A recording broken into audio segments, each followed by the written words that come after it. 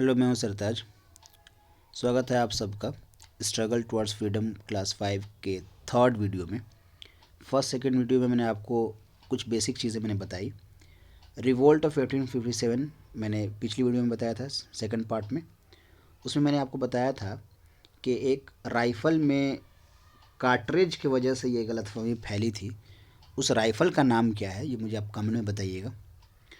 और किस डेट में मंगल पांडे ने ब्रिटिश ऑफिसर को गोली मारी थी। हालांकि वो जिस डेट में उन्होंने मारा था उसके 7-8 दिन बाद 10 दिन बाद उनको फांसी की सज़ा दे दी गई। ठीक है। और वो मैं फांसी की सज़ा कब दी गई थी उनको? मंगल पांडे को 8 अप्रैल को। लेकिन मंगल पांडे ने कब ऑफिसर को गोली मारी थी ये आपको डेट बताना है। ठीक है, कमेंट में। चलिए हम लोग देखते हैं कि किस तरह से हमने पिछले क्लास में पढ़ा। क्या था? यही से पढ़ा ना कि रिवोल्ट क्यों हुआ था। वो चर्बी की वजह से हुआ था। पिग और काऊ की जो फैट है वो यूज़ किया जा रहा था। हालांकि ये गलत फहमी थी। उसके बाद बहुत सारे लक्ष्मीबाई, बेगम हज़रत महल, नाना साहब ये सब मिल करके रिवोल्ट को आगे बढ़ाए। लेकिन कुछ इंडियन इसका साथ नहीं दिए और इन लोगों का साथ देने के बजाय उन्होंने अंग्रेज़ों का ही साथ दिया, जिसके वजह से ये रिवोल्ट भी फेल हो गया। ठीक है। और फेल हो जाने की वजह से क्या हुआ, लोगों को बाद में रियलाइज़ ये हुआ कि हमारे में ही कमी है। अगर हम लोग सब इंडियन मिल करके लड़ाई लड़ेंगे तो अंग्रेज़ को हम यहाँ से भगा सकते हैं। और ये धीरे धीरे फैलना शुरू हुआ। लोग सबको ये रियलाइज़ होना शुरू हो गया कि ये हम लोग जंग हार गए। उसकी वजह क्या थी कि हम लोग सब एक साथ मिलकर नहीं लड़े। और जंग हारने की एक और वजह ये थी कि कोई स्ट्रांग लीडर नहीं था, है ना। स्ट्रांग अगर लीडर होता कोई तो हम लोग नहीं हारते। स्ट्रांग लीडरशिप नहीं थी। ठीक है। देखते हैं, एक अंग्रेज़ ही था जिसका नाम था एलन ऑक्टेवियन ह्यूम। देखिए मैंने यहाँ पे लिखा हुआ ऑलन ऑक्टेवियन ह्यूम, जिसको हम लोग शॉर्ट में कहते हैं AO ह्यूम। इन्होंने एक संस्था बनाया, एक ऑर्गेनाइजेशन, एक तंजीम बनाई। ठीक है, जिसका नाम रखा INC, इंडियन नेशनल कांग्रेस। क्या नाम रखा? इंडियन नेशनल कांग्रेस, जो कि आज कांग्रेस पार्टी भी है। इंडियन नेशनल कांग्रेस किसने बनाया था? इंडियन नेशनल कांग्रेस ने बनाया था AO ह्यूम ने। और क्यों बनाया था? सारे इंडियंस को हम एक साथ करके रखेंगे और उनको अगर हम समझाएंगे कोई भी चीज़ तो वो लोगों को समझा देंगे। जैसे कि रिवोल्ट ऑफ 1857 में हुआ क्या था कि जो पढ़े लिखे थे वो तो जल्दी मान गया कि यार भाई ये र्यूमर है। लेकिन जो पढ़े लिखे नहीं थे उनको एकदम वो लग गया, दिमाग में वो बात चढ़ गई कि नहीं, हम तो किसी भी सूरत में हम अंग्रेज़ को छोड़ेंगे नहीं, क्योंकि उन्होंने गाँव मातों को वो किल करके और उससे चर्बी बनाया है। और मुसलमान कितना भी घटिया मुसलमान होगा वो ये बर्दाश्त नहीं करेगा भाई कि सूअर की चर्बी इस्तेमाल किया जा रहा है, वो भी हम मुंह में लगा लिया।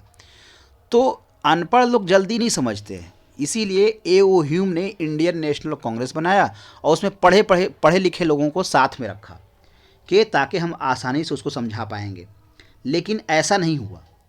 पढ़े लिखे लोग साथ में आ गए और फर्स्ट जो इनके प्रेसिडेंट थे उनका नाम था WC बनर्जी। WC बनर्जी। ठीक है ना। ये पहले इसे हम कह सकते हैं first president of Indian national Congress. इसमें शुरुआत में 72 डेलीगेट्स 72 लोगों को शामिल किया गया था। इसमें हर जगह जगह पे कभी यहाँ कभी वहाँ मीटिंग होती थी। ठीक है ना। और मीटिंग में क्या होता था कि मतलब क्या समाज में बुराई है उसको कैसे अलग करें, सब माने एक साथ कैसे रहें, है ना। और हालांकि ये अंग्रेज़ अपने मकसद से बनाए थे, लेकिन बाद में जब इंडियन आए तो इंडियन को ये महसूस हुआ, रियलाइज़ हुआ कि अंग्रेज़ हम पे हुकूमत कर रहे हैं। तो बाद में यही इंडियन नेशनल कांग्रेस बाद में जा कर के एक बड़ी तंजीम बन गई और अंग्रेज़ को भगाने में बहुत अहम किरदार अदा किया, बहुत अहम भूमिका निभाया। ठीक है, तो इसके अलग अलग, जैसे कि गोपाल कृष्ण गोखले, सुरेंद्र नाथ बनर्जी, है ना, ये सब कांग्रेस के अच्छे लीडर थे, है ना, और बहुत ही पॉपुलर, बहुत ही स्ट्रांग लीडर थे। और इन्होंने क्या किया कि हर इंडियन के दिल में, चाहे वो हिंदू हो, मुस्लिम हो, सिख हो, ईसाई हो, कोई भी हो, इंडियन अगर है तो उसको महसूस करवाया कि भाई हम इंडियन चाहे जो कुछ भी हैं सब एक हैं, और जब तक एक नहीं रहेंगे तब तक अंग्रेज़ हम पे हुकूमत करते ही रहेंगे। ठीक है, तो उन्होंने, इसे हम कहते हैं नेशनलिज्म, इसे हम क्या कहते हैं, नेशनलिज्म। नेशनलिज्म क्या हुआ कि आप ऐसे हैं अलग अलग धर्म के, अलग अलग हाइट के, अलग अलग जगह के, लेकिन हम लोग सब मिल करके एक ही हैं, इंडियन ही हैं। आप क्या कहेगा अपने आप को, इंडियन। मैं क्या कहूँगा, इंडियन। कोई बिहार से है वो क्या कहेगा, इंडियन। साउथ से है वो भी क्या कहेगा, इंडियन। तो इस तरह की फीलिंग कि हम हैं अलग अलग लेकिन फिर भी अलग होते हुए भी एक ही देश के रहने वाले हैं, तो इसे कहते हैं नेशनलिज्म। तो नेशनलिज्म धीरे धीरे बढ़ा, किसकी वजह से, गोपाल कृष्ण गोखले, आईएनसी की वजह से, इंडियन नेशनल कांग्रेस की वजह से, और गोपाल कृष्ण गोखले की वजह से, सुरेंद्र नाथ बनर्जी की वजह से। ठीक है, तो ये धीरे धीरे नेशनलिज्म बढ़ता गया। लेकिन ये नेशनलिज्म ब्रिटिश को बिल्कुल नहीं भा रहा था। क्यों? उनको, ब्रिटिश गवर्नमेंट को ऐसा लग रहा था कि अगर ये नेशनलिज्म सच में बहुत अच्छे से फैल गया पूरी इंडिया में तो मुझे भगा देंगे, मुझे कहाँ रहने देंगे। इसलिए उन्होंने नेशनलिज्म को बहुत क्रिटिकली देखना शुरू कर दिया। उन्होंने क्या सोचा कि क्या चाल चला जाए कि नेशनलिज्म इनके दिलो दिमाग में आए ही नहीं। जैसे कि क्या किया इन्होंने किया डिवाइड एंड रूल, है ना। मुस्लिम को कहा कि भाई देखो हिंदू ज़्यादा हैं तो हिंदू को यहाँ पे ज़्यादा ये अहमियत दी जाएगी। मुसलमानों को कहा गया कि देखो तुम्हारे पास हिंदू इस तरह से करते हैं। मुसलमान को हिंदू के ख़िलाफ़ और हिंदू को मुसलमान के ख़िलाफ़ भड़काने की कोशिश किया, और ऐसा करेंगे तो वो मुसलमान फिर हिंदू का साथ नहीं दे करके अंग्रेज़ का साथ देगा, और फिर हिंदू लोग क्या करेगा, मुसलमान का साथ ना दे करके वो अंग्रेज़ का साथ देगा। तो इनमें फ़ायदा था उनका। तो डिवाइड एंड रूल का पॉलिसी इन्होंने अपनाया ब्रिटिश गवर्नमेंट ने, और उसमें बहुत हद तक कामयाब भी हो गए। और ब्रिटिश रूल का डिवाइड एंड रूल इस तरह से कामयाब हुआ कि आपने देखा होगा कि पाकिस्तान अलग कंट्री बन गया, हिंदुस्तान अलग कंट्री बन गया। ठीक है, तो यही डिवाइड एंड रूल ही की वजह से ऐसा हुआ था। अगर ये डिवाइड एंड रूल का पॉलिसी अगर यूज़ नहीं करते तो आज भी हिंदुस्तान और पाकिस्तान एक कंट्री होता।